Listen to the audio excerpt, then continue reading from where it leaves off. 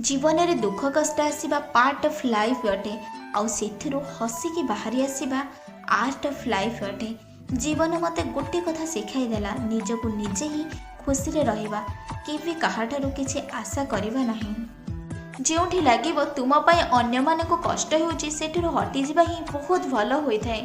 जो मनीष अन्य पई चिंता करि थाए ताठारे परमात्मा वास करि थांती आउ जो मनीष निज स्वार्थ पई चिंता करि थाए से केवल मायर दास होय। मात्र 5 सेकंड हसरे एक सुंदर फोटोटी उठा जाई पारुछि तेबे प्रति मुहूर्तर हस हस मुहरे जीवनर चित्रपट केते सुंदर होई पारंता। निजको तुच्छ मन कर नाही। आज जी आमर निंदा करुछि काली कि सी ही आमर स्तुति करिवो।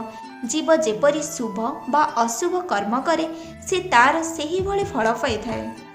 भल लोकों को भूल बुझुवा मनीष भविष्य में बहुत पछताए।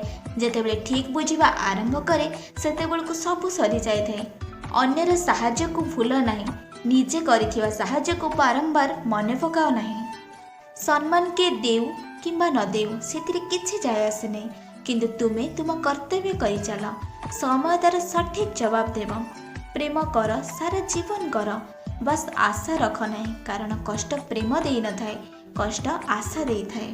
जाग्रत हो, निजको प्रस्तुत कर। लक्ष्य स्थल न पहुँचवा पर्यंत विश्राम पाई तरबर हुआ नहीं। जी सम्मान मिले भी गर्व करे नहीं, जी अपमान हेला पर भी रागे नहीं एवं रागी जाई बाधिला भली कथा कहे नहीं, वास्तव में से ही महान होता है।